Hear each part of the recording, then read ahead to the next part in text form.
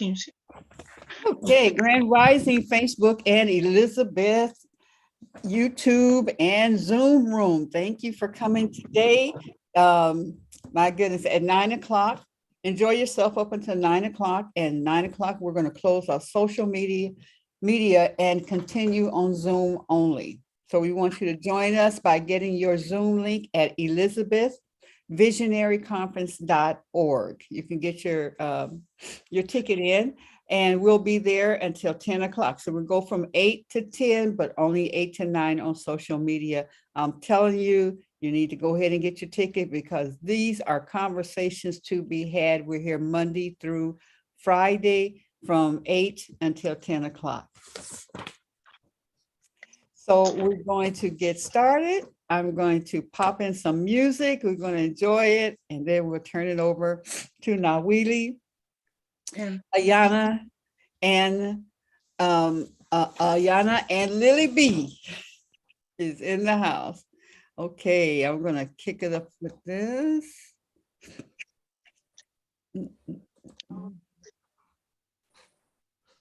Hey, everybody.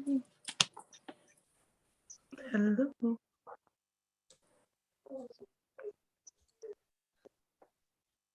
Yeah. Take a breath, take a holy right here, right here. Take a breath, take a holy right here.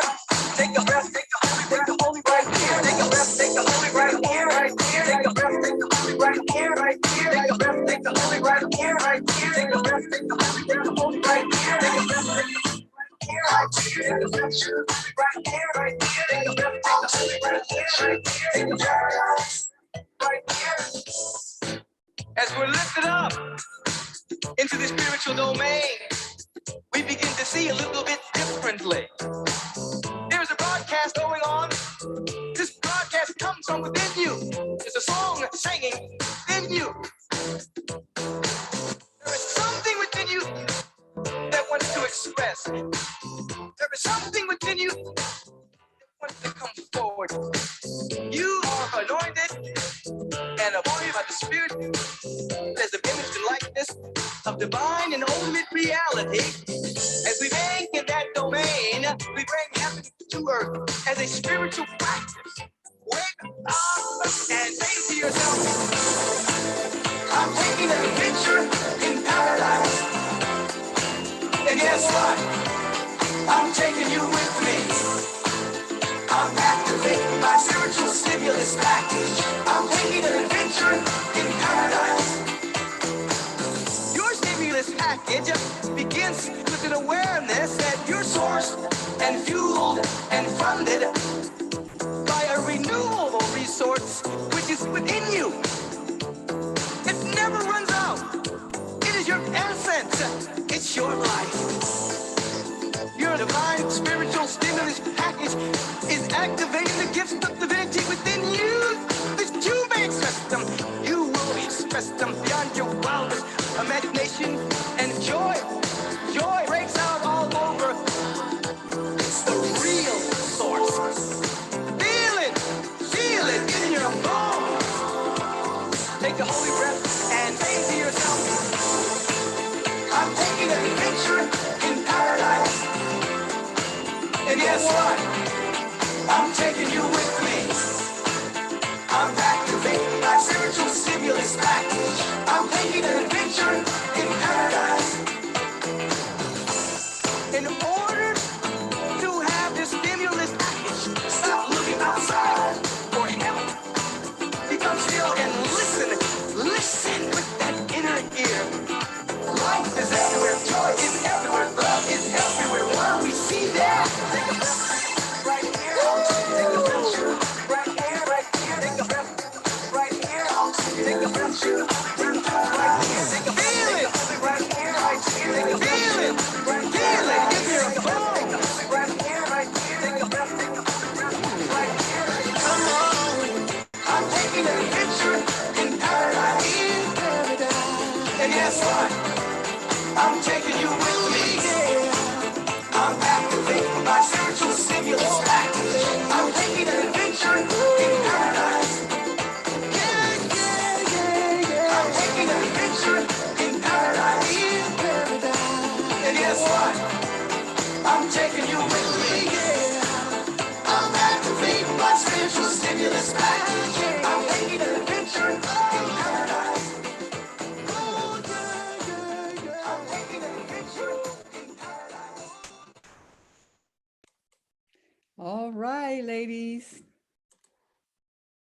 Have at it.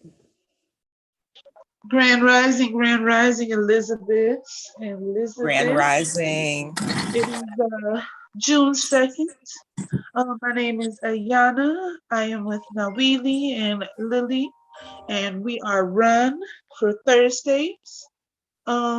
Today, our topic is a letter to Mother Nature, a Black woman's letter to Mother Nature, or I'm sorry, Mother Earth. Excuse me, let me repeat that.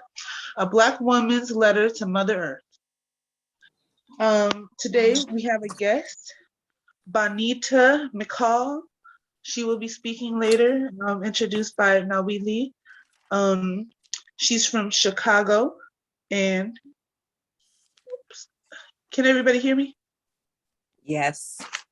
Okay, my phone Loud kind and of clear. Yes, Yeah, coming through yeah, clearly. we hear you, babe. yes, my phone kind of froze. Yes, I have my green and black on for Legua. And it's Gemini season, which I am a Gemini, so I just wanted to throw that out there. We are not all bad. When's your birthday?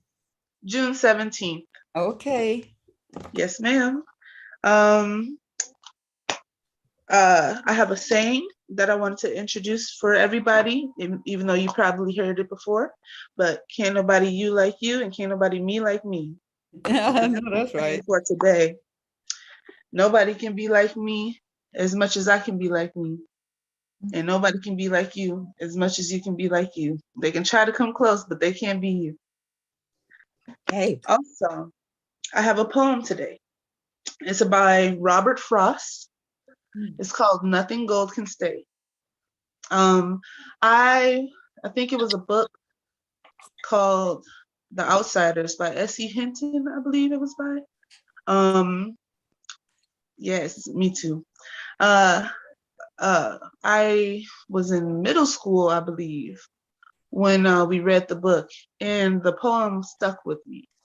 It did, because it's a simple poem, but if you just listen to it and look into it, it's powerful. I will start right now. Nature's first, green is gold. Her heart is hue to hold.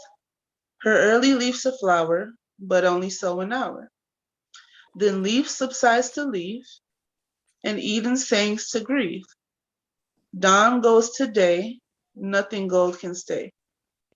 And that is the poem. And if you just take a deep breath and think about the loveliness, how life goes, life is like a plant, it's a flower.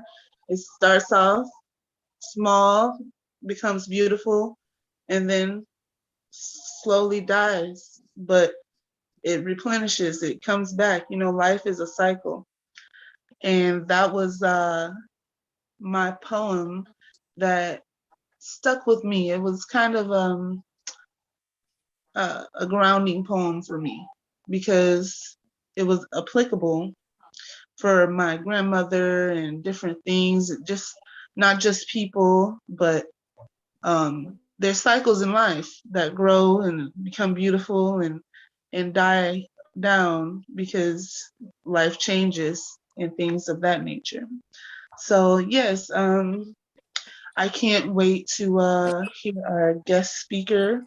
Now, Wheelie will speak more about her in a little bit, and she will come and introduce herself and things of that nature.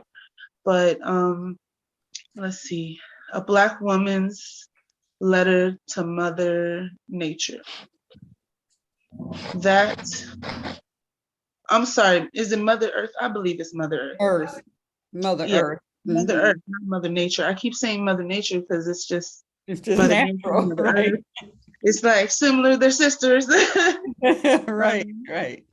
Yes, Yeah. but for me, what that means to me is like nothing gold can stay, but cherish it while it's here. We are the gold. We are, especially as a Black woman, we are here as a purpose. We glow. We here to grow and have our leaf subside to leaf, grow leaves, and spread and be beautiful to the eye, and not just to the eye, to the soul. It was beauty in the hue, in the color. And I think that that is very powerful. That was just a powerful little poem that I learned at a young age. So I will kick it off to Nawili so that she can tell us more about our guest, Miss Bonita. And hello, everybody. Grand Rising. Yeah, Grand Rising, my sister. Grand Rising. Now Willie is working on getting our Miss. guest on. Yeah, Okay. yeah. So we Cool. can just kind of, it's a small number of us, kind of share. Absolutely. So would anybody like to share something Oh, there's. or Mhm. Well, yes. I would just like to say that I have a Gemini daughter, and she's June 12th. So Okay. I'm really, Yes. really pleased to have Gemini in the room today. Absolutely. Too. Great. I'm rocking our green and black for power for the Yes. Geminis right now. So absolutely. Yes. I'm so happy that I get to see another year. I'm appreciative. I appreciate it because not everybody does. They don't always make it to another year. And so I have to, you know, feel blessed now that I'm getting older, closer to death. No, I'm more wise, learning more things. I made it. Woo! I know, right? Woo! It's a Yeah. blessing nowadays to make it. Yes. So amongst all you queens, I give it to Miss Noeli. Oh, greetings. Thank you all for all your love, all your support. It's my favorite day of the week, Thursday. I think I was born on a Saturday, but I love Thursdays, and I found out it's ruled by Jupiter, and I am Sagittarius, bona fide, lovingly, unapologetically Sagittarius. Um, and so I want to share a little bit about our guests. We were like having a little, we're all learning the technology. So Miss Vina and I met in Los Angeles. Wow. I was really young. I'm not sure if I had even born children at that time.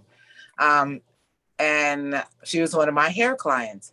And when I did her hair, I was just mesmerized. She was older than I, but the qualities she exhibited as a woman were just, for me, I was like, this is next level. This is how I want to grow up and be. And so in that group with her were a few other women. There was Auntie Tina. There was, I got to write their names down. Auntie Tina, there was Phyllis, Joy, Colette.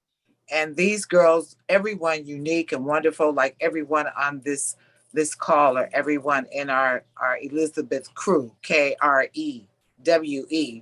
Um, they all were so unique, so beautiful, so expressing just being a Black woman in America.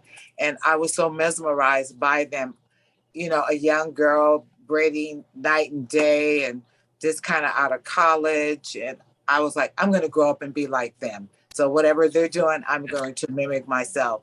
And Vita and I seemed to just click, and she was just so loving and just so wise, like Ayana's talking about. It's like the wisdom. I just wanted it to shower me like an umbrella because they had it and I wanted some of it. And so when I thought about, of course, people I'd like to share with you all, Vina came to mind. So, I mean, she's a musician. She plays beautiful piano. She is just a very, very special soul on the planet. And so hopefully she's been able to get in. She doesn't have Zoom, so we're gonna come in through audio, but you guys, hopefully you've seen her picture.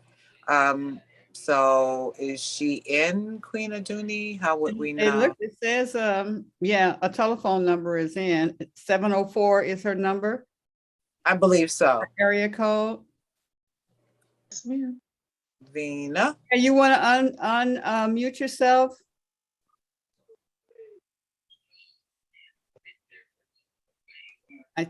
I think we, Anita. If you tap the screen, it should be a little signal, little microphone that has a slash through it. She's just on her phone. She's on audio. So phone. Vina. Hmm.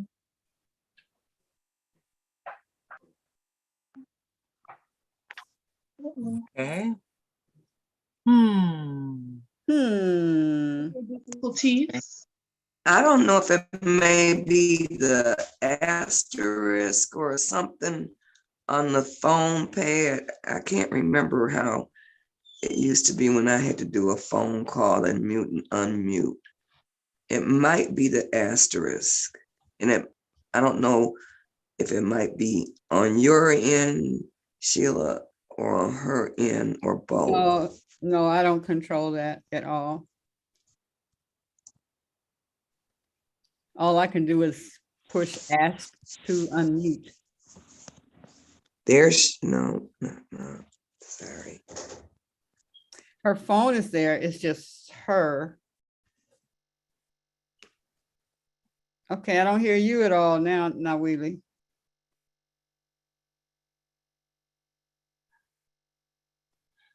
We are having technical difficulty. If you would just hold on, we'll be right back. Just a moment. Ain't no sunshine when she's gone. Many times. We don't hear you, Nawili.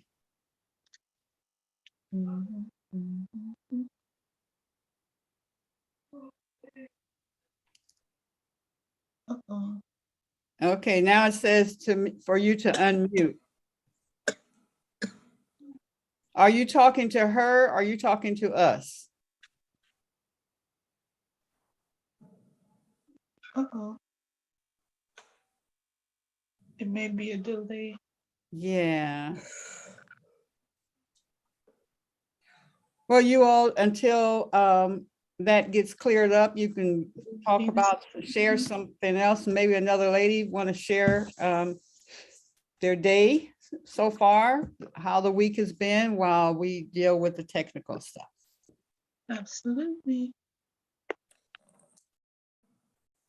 Well, I'd just like to share that I was so pleased with the information received yesterday. Oh my goodness. Gave me so much energy. I just looked at this big yard and the challenge of dealing with all these weeds and it just put everything in perspective. So today is our first day to go out into the yard, and I'm just inviting any of you who have time to swing by and put your energy into this. We're birthing this adventure, and today is our first day. So all of the information that was shared was just right on point for me because it gave me more value to my yard.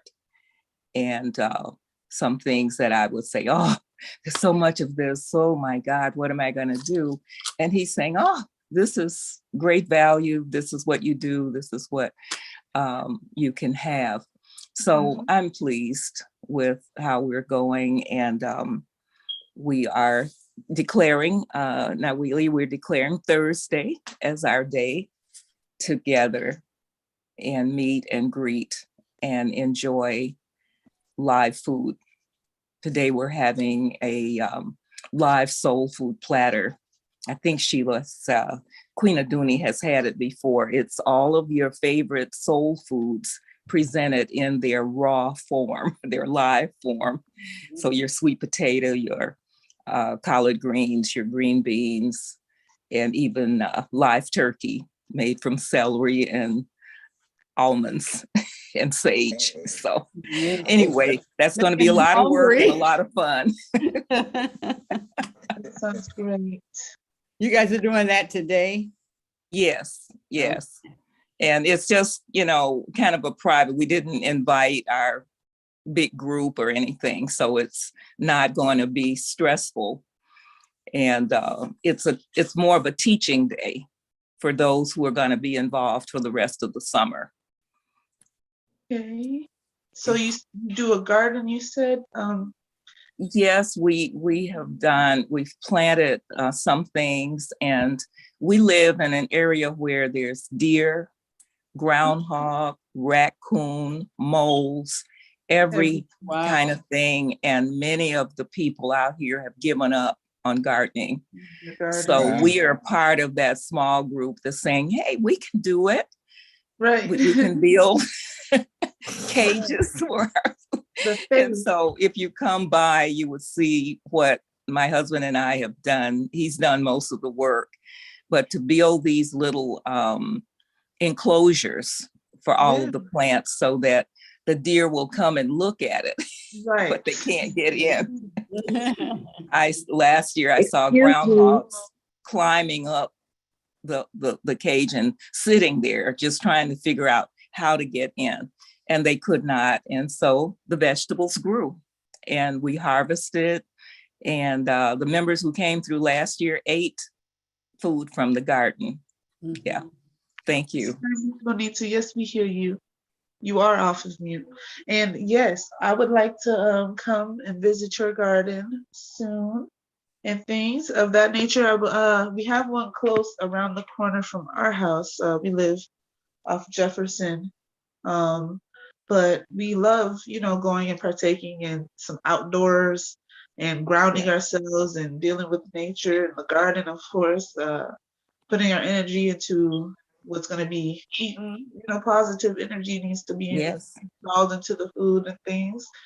I mean, it's already from the earth, so right. Well, we are blessed in Detroit. It seems that there'll be at least 4 or 5 community gardens open to people to just come and harvest. So we're going to get those names and where they're located and maybe share it on this call. I see something different on my phone. So green circle with a telephone image. Uh-oh. Yes, that is our guest speaker, Miss Bonita. Hello. How are you? Hello. Welcome. Can you hear me? Can you hear me now? Yes, we can. Oh, wonderful. Wonderful. Well, good morning, everyone, my dear family, extended family. I'm honored to be part of this conversation today, and love and in peace and in harmony, and know that we're on the airwaves going all the way out to the cosmos, and we're sending powerful love because we are powerful. We are unique. We are wonderful. And I want that out there right now. I've known Nawili for over a generation and watched her grow in spirit and in truth. I am just so proud of her. And she's young enough to be my daughter. I am an octogenarian. Very happy to be slightly healthy and in terms of the physical body, but the mental and spiritual bodies are extremely healthy. And I'm just very grateful, as I know all of you are in the same mindset and spirit set. Many, many years ago, I started writing. I guess I must have been a youngster, and I just enjoyed the word and I enjoyed language. And so on paper, but I never had ambitions to be an author or to write. My mother was a poet, and she always shared her works with us when we were growing up, but she was like a little closet poet. She didn't share it with her friends or she didn't try to get any attention in that way either. So we kind of grew up like Mom. I'm sort of a private person, but I was encouraged by Nawili and other people to work at getting my thoughts and my poems out there. And I did join a writer's group, and I did do some public readings and so on, and I enjoyed that. But I was raising a child and, you know, trying to make it, and as a single mom and a divorced mom. And so that was taking up all of my time and energy, which I'm not disappointed about at all. He's a wonderful man. But at the same time, it just seemed as though I was supposed to get some word out there. I shared some work with a young man, and he asked me if he could show it to his dad. I said, sure. And he said, my dad wants to meet you. And I said, okay. He said, I didn't tell you my dad's a publisher. And I was like, wow. So he came 90 miles from Boone. I was living in North Carolina at that time, and he came down to Charlotte where I was living. And he said, I want to publish your work. So that is how I got published. I mean, the creator just put it in my lap. In the meantime, before that, I had gone to bed one night, a little troubled, and I had a vision. And in that vision, I saw Earth as a lively, thriving, nurturing place. No poverty, all kinds of togetherness and collective consciousness that had raised so high that we had like a federation, kind of like Star Trek or something, where all over the world, leaders of every race and stripe would get together and solve Earth's problems. And I was just so happy in this vision. And I suddenly got words that just flowed. And I said, let me get up, let me get up. I woke up, I was going to get a pen, and Spirit said, calm down, you won't forget this. And I never have. Of all my work, the vision stays in my heart. And I usually say it every day when I was driving. I would say it in the car. I'm going to give you something to do in the car, by the way, that is incredible. All of you who still drive, I don't anymore, but if you get in these places, all of these cities seem to be very, very dense now, and traffic jams are common, and they can be very frustrating. And I know a lot of you probably have the social media, little computers and things that you can get on these cell phones and so forth, and that's probably what you do when you're caught in traffic. Well, I have something else to tell you to do that's incredible. In the meantime, I'm going to share my vision with you, and I hope that you'll enjoy it. Love is, truth prevails, justice is alive and moves beyond manipulation. All wars that kill have lost their meaning and their thrust. Their weapons become powerless. Their weapons misfire and fail all intention. Hate has lost its strength. Its stranglehold on humanity becomes a weak and pitiful thing. Violence has lost its strength too and finds no work available. Let all governments everywhere yield to the people for the people's benefit first and foremost, for what are governments but people? Let the citizens be aware of their power and not misuse it. The earth is healing right now. The awakened universal consciousness rings in harmony with us, surrounding all naysayers, doubters, and other usurpers in a circle of extreme light. Their negative energies are sent out of earth to a safe harbor to be nourished back to health, because love is. Truth prevails, justice is alive, and moves beyond manipulation. Power to all people who practice being human. They increase in love, compassion, powers of forgiveness, numbers, purpose, laughter, healing, grace, courage, spirit, and heart.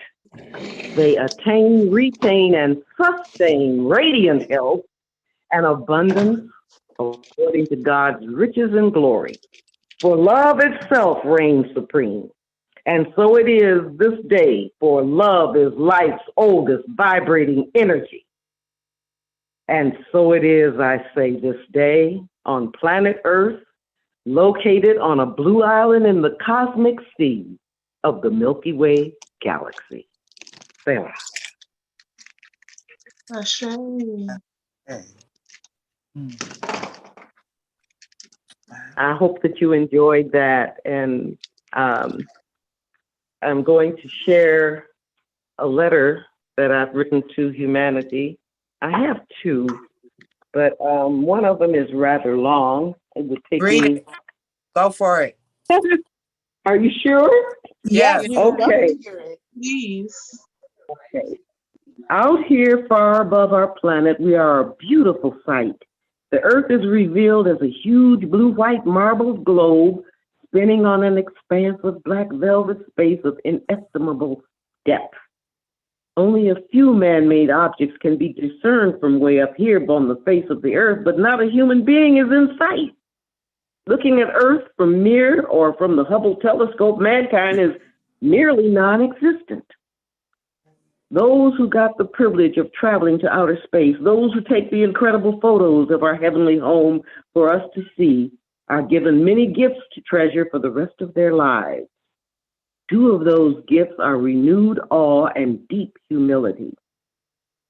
Astronauts and cosmonauts are never quite the same after returning to Earth, because being in outer space, they have seen something, they have experienced something, they have attained something that they never had before. Their scientific minds can never put into words of true comprehension what they have experienced, because their hearts, their feelings become overwhelmingly involved. They then evolve to a new human level of consciousness. But one thing is abundantly clear. They, as well as those of us who will never experience an astronomical journey, have been touched profoundly in the same exact way by the revelation of the Earth photo shoot. We have all been quickened, further awakened in our hearts. Seeing ourselves from the perspective of the space station has given us a rare, perhaps first-time supernova heart-mind collaboration on a collective basis. We humans have a history of fighting against our hearts being pierced, except by Cupid's arrow or by familial closeness. Otherwise, we are more intellect-driven, which is sad because it's our heart's development that is at the core of our earthly salvation. Perhaps then the new revelations from seeing Earth on the deep is the most important reason for the success of the space program. In the spiritual evolution of our collective understanding of life, I know this to be true. From the cosmic point of view, we can be thought of as 7 billion microscopic organisms inhabiting an orbiting blue island out here in a galaxy of hope and hopelessness. Indeed, our home planet is minuscule in the universal schematic, which reduces humanity even less than microscopic. That being said, human beings can also be looked at in several ways in terms of their importance as passengers aboard the Earth ship sailing in the Milky Way galaxy. We are, in a sense, biological parasites plundering our host mother of her many endowments, both for sustenance and profit. We can also just as truthfully be seen as caretakers of Earth, using its treasures for elevated invention, pleasure, and a kind of spiritual root base for our collective evolution. However, viewed in terms of our generations on Earth, we have come to a point in our development where self-destruction looms seemingly larger than any other evolutionary collective consciousness. That is why an ancient idea with a fresh approach to continue life is imperative in order to survive, and then hopefully thrive as a force yet unsung throughout the Milky Way and beyond. We are being pulled in opposite directions, waging a tug of war with one another. One pole sees rightly a need for saving our planet and its inhabitants from further abuse and obvious total devastation by reducing or eliminating our greed and the continuous misuse of our planet's gifts. Though the other pole supporters have energy to burn, they are spiritual arsonists. They subvert knowledge, impede unity, and torch meaningful togetherness on the whole with divisionism. A tiny percentage of Earth's human family controls the production and wealth of resources available from this planet. These self-important persons harvest, reap, and sell both the necessities and especially the wants of all the other family members who are not so blessed with ways and means of enhancing their own development without this dependence. Rarely acknowledged, however, but astonishingly true, all dependencies have sponsors of equal dependence. Of course, we are talking about and looking at material gain and convenience, as well as man's need for daily sustenance. This is only partially true, since all persons have been blessed with some measure of independence in supplying their own needs, whether they accept this given or not. It is a dichotomy begging to be solved that keeps the masses dependent on the few. We are said to be different from our other biological, botanical, and zoological companions because we think and we reason. Oh yes, we humans have thoughts of ideas and ideas of lofty invention as well as banal repetition. We certainly do use brain power to consider all sorts of things. We have erected monuments that inspire and have created great dams that hold back rivers. We have sent skyscrapers high against the heavens, made airplanes that transport us all around the globe. We have made all kinds of technological and communicative inventions that link us to each other across the whole world. We have made space stations with telescopes that penetrate other galaxies beyond our own. But rarely do we contemplate, think before we speak, lift love above all else in true realism, or use our gifts of imagination beyond the romantic, the coming together through natural or unnatural disaster, or taking sides in the theatrical aisles of war. We have all but forgotten how to dream. We'd rather follow the leader. We'd rather scheme. We are dearly wonderful souls that can be the worst for wearing out our welcome. At any given moment, we are everything in between wonderful and absolutely awful. Most of us are combinations of varying extremes. This because we have the mysterious and marvelous gift of choice on a personal level, while at the same time, we are all subjects of the rulings of weather, planetary changes, serendipity, and other phenomena that render us totally helpless without much choice at all. Think of droughts, disease, tornadoes, tsunamis, sinkholes, volcanoes on the brink of eruption, wars that disrupt our lives without our permission, that car you didn't see coming, crashing commodity markets, and crop circles. We are creations formed by the omnipotent mystery of God, created for God's pleasure, I hear, and I can hardly divine what else could have been in God's mind when creating us. This understanding has a powerful impetus on the heart and mind of the believer. It lifts us out of cosmic insignificance to heavenly assignation. I doubt that God needed reason as we defined it to create us, for reason is the potent potion of our fumbling logic. All I know for certain is that God is not part of the logical wonders of this life because God is love. And with that succinct definition, we can safely say that love, the way we reckon it, is absolutely out of the neat realm of logic. Of course, the heart resonates with truth and has its own logistical reasoning at work all the time. Most of us are only lovable on occasion anyway. Thank God our being lovable is not a necessary prerequisite for being loved. Mostly we are self-indulgent creatures of worry and folly and hesitation marked by blind foolishness. We constantly devalue love and we gravitate toward gaining more money. Some say that love makes the world go round, while others are convinced that money controls practically every aspect of life. We know this planet is spinning around on its axis out here in space. Perhaps we should be spinning more love in our Earth's orbit rather than concentrating on spending money. It's a thought. Now, money is very, very important to us until we recognize how little money and material wealth is truly meaningful or capable of making us happy. And since happiness is our most manifest goal, it is amazing that an alarming number of us cast our lots in the money game way before we even give love or happiness a second thought. We scramble around in a frenzy of activity to accumulate money and get more stuff. We gamble our youth in this way until we either wake up or become aged, sick in body and or spirit. Only then do we appear to realize how little money and things have to do with being honestly alive. Then we would trade all the money we possess if only our physical bodies would miraculously heal to peak condition. We would give up all of our material goods for perfect health, either for ourselves or for a loved one, and take our chances in a world that is not only bent on making us like everybody else, thus rendering us obedient slaves to the status quo. It intentionally robs us of our unique individuality. This world, as we have disorganized it, would have us groveling in poverty, both physically and spiritually, but sharing the wealth means more than distributing money.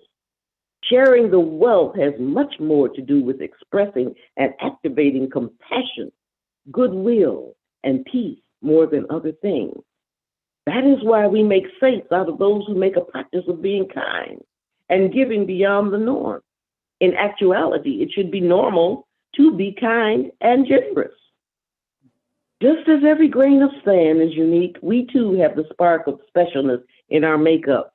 But the sand becomes a beach or establishes itself as baby mountains of great dunes. The sands do this through togetherness. That is what is missing from our supreme evolution. Let it be known that sharing the wealth will not cure aging or certain death, but is the panacea of true brotherhood. Even writing that word brotherhood makes me feel almost sophomoric and silly, so inured to togetherness has our planetary psyche become. And as easement of poverty of the spirit, the physical body, and the mental anguish that assails so much of humanity. Is that a responsibility that we have missed? Yes, because no matter how we slice up the pie that charts our course on earth, we are one people and one family of a specified order, gifted or doomed to a collective fate, depending on the majority point of reference coupled with positive action or total devastation awaiting us, unless we are blessed with a miracle come to rescue us from ourselves again. But I have a nagging suspicion that we have misused most of the miracles granted us in the past, as well as daily miracles we constantly miss or dismiss. Sharing the wealth is so much more than easements through the fair distribution of money and things. That ain't gonna happen on this planet. I'm not that naive nor blind by that notion. And besides, some of us are going to be severely shocked when money all over the world becomes totally worthless. Don't be surprised. True sharing brings with it riches beyond the snare of money or the accumulation of things. It encompasses sharing the love, sharing the respect, sharing smiles and grace, sharing pieces of the puzzles of life with one another. The more we do these things, the more answers unfold themselves before us like magic. It is part of universal law. When we give the best of ourselves to one another, we are graced by even deeper and understandings of the mysteries of life. With all our ills, woes, and often disgusting acts of things like hate, violence, and utter apathy, there are those who are cognizant of true values and riches. They are more than compensated for their short sojourns here because they keep their feet firmly planted under the table that hosts the extraordinary feast that is life for the taking and making. The best things in life are not only free, but are unconditional in their scope and depth. I think of the great film Dr. Zhivago and the scene that burned its lesson in my heart. It happened when the Russian elite and the rebellious against the prevailing regime are arrested and thrown together in trains for deportation away from all they have known. Only one man railed against the injustice of it all and would not allow himself to be made into the new regime's definition of who he was and how he was supposed to behave. And it occurred to me that he was the only one free in that railroad car, which is why he was the only one handcuffed All the other prisoners strained to find some normalcy in their situation, but their stress was so vivid it became a living presence running through each and every one of them. They were pressed together like sardines, but they were obedient in their defeat. Not so with the handcuffed man. He had the untamed fire of life coursing through him, and he inspired Dr. Zhivago in the movie and me transported to higher realms from my seat in a darkened theater.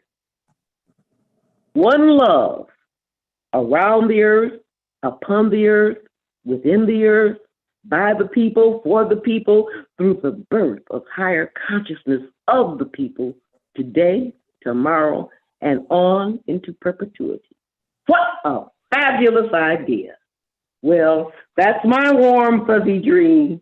I know there are hundreds, if not millions of folks who would simply gag in competitive annoyance over such a notion. They are the regulated regulators of the forces of currency, dividing and presumably keeping the rest of us controlled and conquered.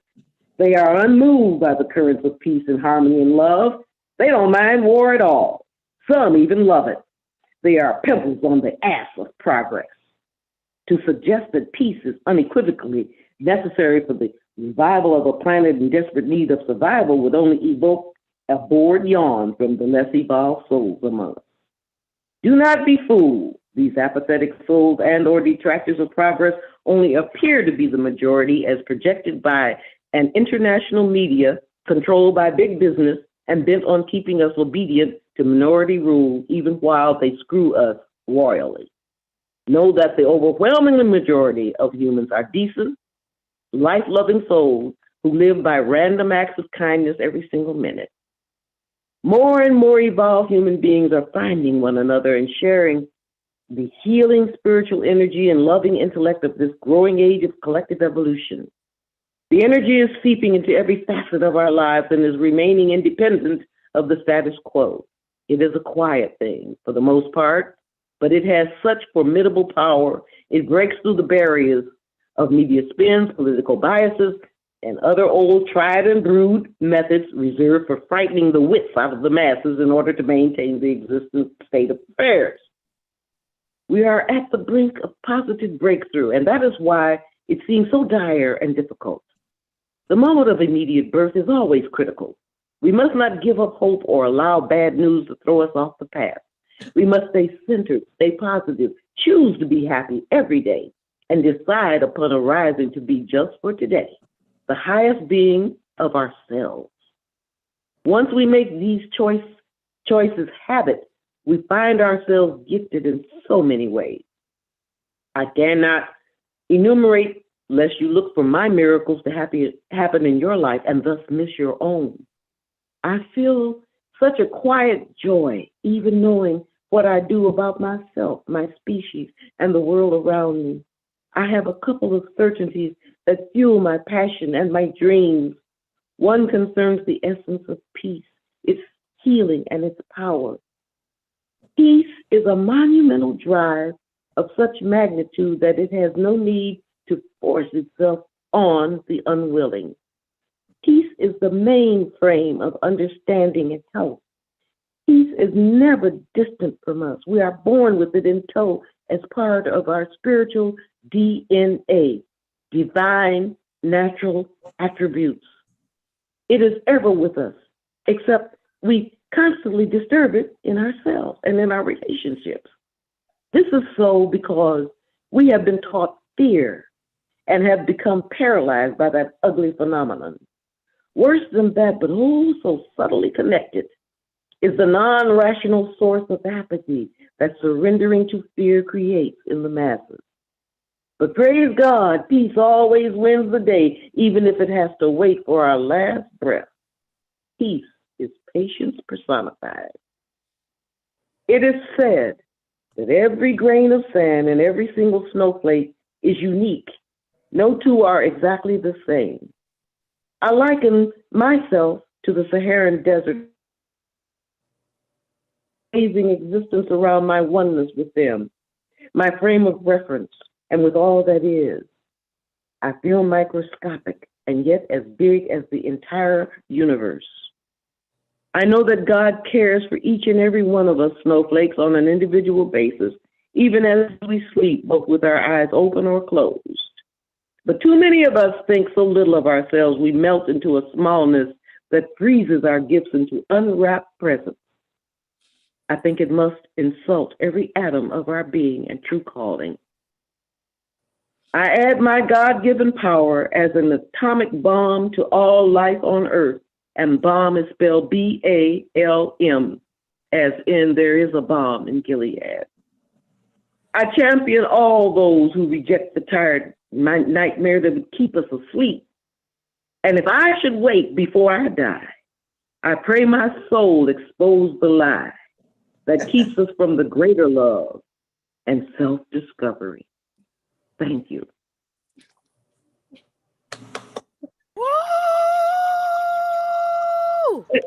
Shay, can we just take a little deep breath and take all of that in? That was Absolutely. Let's just absorb that. Let's take a moment to breathe in and out. It doesn't have to breathe in. Anything as you can breathe, baby, we doing it. Yes. Yes. That was beautiful. Thank you so very much. We are in appreciation. Thank you. We appreciate you. From the very beginning, thank you. you opened your mouth. We thank you. Thank you so much. Oh, you're more than welcome. Thank you. Thank you for being. And let me just give you that before we close, if that's what we're getting ready to do. Let me just give you a suggestion of what to do when you're in traffic jams. Very simple.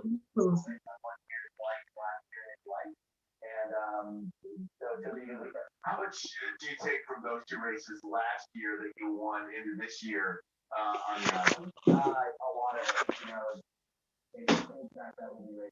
Anita, are you still with us? Yes, I am. Did you wanted to share something about the traffic? Who was that? That was me. That was Bonita Vina. I just wanted to share that with you. When you're in traffic jams, pray for the person driving before you and behind you and on either side of you. You don't have to look at them. Just pray for them because everybody needs prayer. Make up stuff, whatever comes on your heart for the person in front of you and the person behind you and the person on either side. If you're in city traffic and you stopped at a red light, pray for the people who cross the street in front of your car. And I guarantee you that you people will be blowing horns at you to move ahead because traffic will loosen up. Pray, people, pray. My grandmother used to say, don't stop praying, pray all the time. And I used to think, the woman's crazy. I can't be praying all the time. I got stuff to do. Well, listen, at 87 years old, I pray mostly all the time for somebody or something, making sure that I stay close to God because in the whole Bible, I'm no Bible scholar, but what I read in John, that God is love, those 3 words, that's all I needed to know. I'm going to stay in love because that means staying with God, staying with myself in truth and power. So God bless each and every one of you. Thank you for having me. I love you. And we are one. Ashe. Yes, thank Okay. you. We appreciate you. Vina? Oh, Yes. Vina? Yes, I'm here. Oh, okay. Thank you. Welcome, my love. You know, I love you. I appreciate you so I much. love you too. Same here. Yeah. And can you tell them about your book? Oh, yes, that's right. You see, I what do I know about self-promotion? I forgot the book. The name of my book, I have 2 out. Karkar's Journey is one of them. It's a story for the child in you. And that's my first book. And my second book, the one that I just read from, is called Atomic Bombs and Other Weapons of Mass Salvation. And again, bomb is spelled B-A-L-M-S. And that's what all of you are. That's what I am. That's what we are. We are atomic bombs. We're healing this earth with our presence, with our love, with our laughter, and with our peace. God bless you. You are such a beautiful voice and such a good reader. And I was sitting here just kind of closing my eyes, and I could envision what, I mean, you tell the story, you read so well. I love people who can really read with the expression. Oh, And I could really see what you were talking about. So I really appreciate that. Kind of Alicia's on here. One day we went to Chicago, and she was saying that she listens to, you remember, well, maybe some of you might not, but the there was no TV, you just had to watch, listen to the story, and the person was a very good storyteller and stuff. Kind of reminded me of when, we were driving down and she turned that on, which was unusual. Usually got music and stuff, but the way you were reading was like that. You could really see it as though we were sitting in front of the radio. I'm so glad. The whole family, sitting there listening to the story. Right. That was Right. beautiful. I'm so glad. Wonderful. Well, that's the era I came from. I'm almost 90 years old, so I came from the radio era. Yeah, right. You feel that. And you read it like that. We have to have you back when we can deal with the technology on your end. Oh, that would be lovely. That would be lovely. Thank you again for having me, and I love you so much, Nawili. No, I love you. Yeah. You are super boss.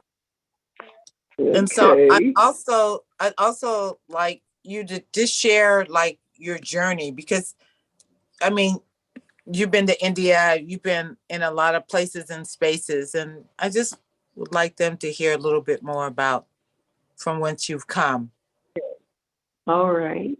Well, I've always been interested in religion, and but I had to go to my Methodist church, and I asked my mom if and my sister and I could go to other kinds of churches so we could see, I didn't understand why there were so many different ways to worship the Creator, and why so many people felt their way was the only way. So I went to the Quaker services, with the friends, and my sister went to the temple, the Jewish temple, and she met Rabbi Mann, and they became very good friends. I went to the Catholic Church and played piano for the USO. And finally, after I got a little bit older, Martin Luther King came on the scene and came to Chicago, where I was born and raised. And my choir sang when he spoke at one of the churches here the first time, and I started marching with him. And then after his death and Malcolm X's death, and the death of so many wonderful people who were trying to make a positive difference, I was so heartbroken that I left my son with my sister and I went to India. And there I studied with Bhagwan Sri Rajneesh, a very controversial guru, but who helped me to break through my pain and some of the things that I was feeling. And I came back here, and then I studied with Thich Nhat Hanh, the Vietnamese monk who was ostracized from his country and who started a movement here of peace. And he's based in Paris, France, but he had come to California, where I was then living, and I went to work with him.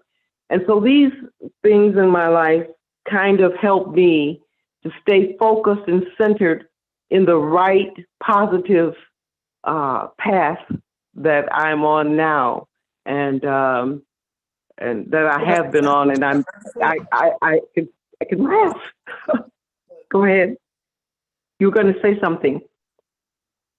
No, that was Hello? just background. That was just background. Go ahead. Oh, okay. Okay.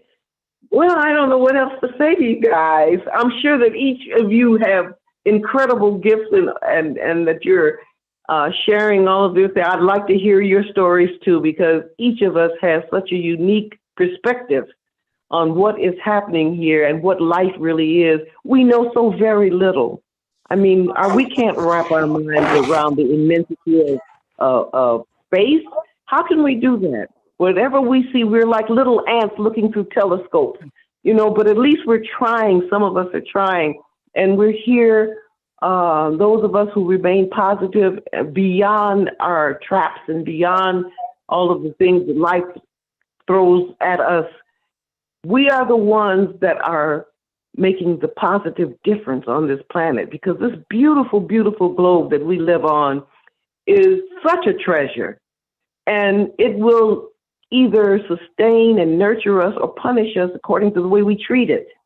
So just keep being positive, keep going in a positive, and keep laughing, keep laughter in your life. Hang loose, don't get uptight. And when pain comes, if you can, laugh at it, talk to it, send it away, because believe me, these old bodies, they kind of start falling apart because they've got to go back to the earth. And our spirits have to go further on our journey. So take care of it, but don't become obsessed with it. Always remember that God did not intend for us to become egotistical, conceited beings. That's why none of us have ever seen our own face with our own eyes, except in a mirror. And there are no mirrors that are true. We don't even know what we really look like. The mirror is perfect for making sure you don't have lipstick on your teeth or a booger in your nose, or you know what I'm saying, or your clothes all messed up. But otherwise, mirrors ain't for nothing. I am your mirror. You are mine. Don't let me keep talking, because see, when you get old like this, you just... I love it. I love it. I love it. I love it. Well, yeah, I'm going to take a little break here and talk to social media. We are going to exit social media and remain on Zoom for the next hour until 10 o'clock. So join us by getting your free Zoom ticket at elizabethvisionaryconference.org. Peace, love, and prosperity to you all. And Mother, you can just continue. We can continue our conversation with Bonita. Okay. Filling us up. We love it.